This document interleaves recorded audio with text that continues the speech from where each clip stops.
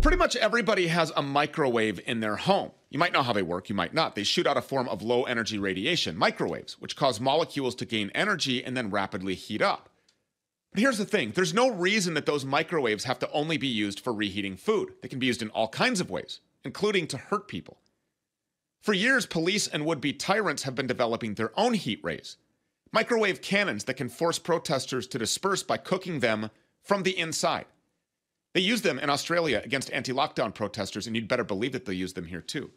In fact, they considered using them in D.C. during the George Floyd riots. A supposed medical ailment called Havana syndrome, where U.S. spies and diplomats are coming down with mysterious illnesses, is thought by some to be caused by a similar microwave weapon. According to the CIA, always truthful, there's little to no evidence that any such attacks are being made by a foreign power, but what if they were being made by our own government? Amy Holem is the owner of Amy's Audio Subliminal Acoustic Fingerprinting. She specializes in digital forensics investigations and is on the board of directors for the Direct Energy Weapons Agency. She's also a U.S. Army veteran, specifically in the military police, who would deploy devices just like the weapons we just named.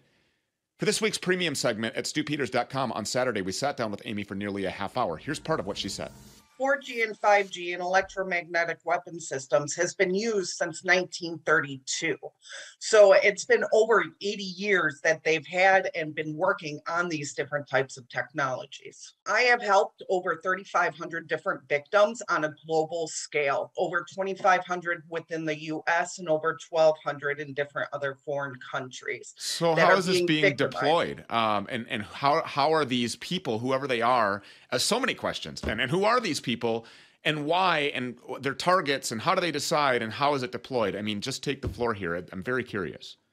Well, a lot of this has to deal with, depending on how they're decided, the DOD and the FBI have a list of people who have been chipped and implanted.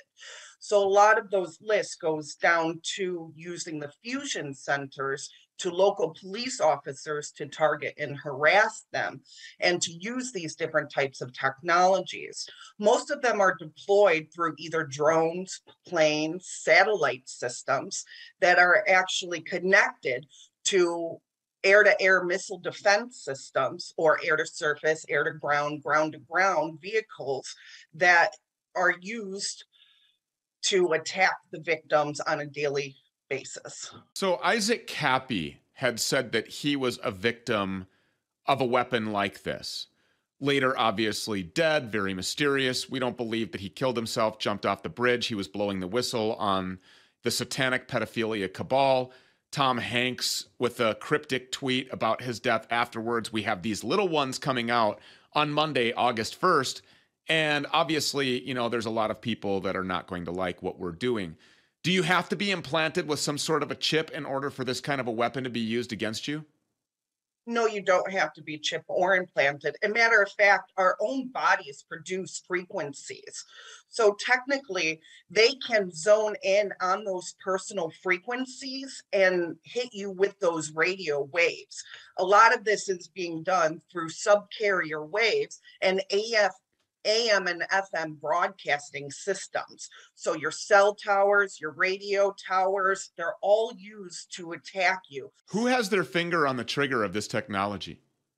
A lot of it is U.S. military. Any actual foreign military owns these weapon systems, from NATO to the British Royal Military, to the Russians, to Chinese government systems, to even our own U.S. What they're doing basically is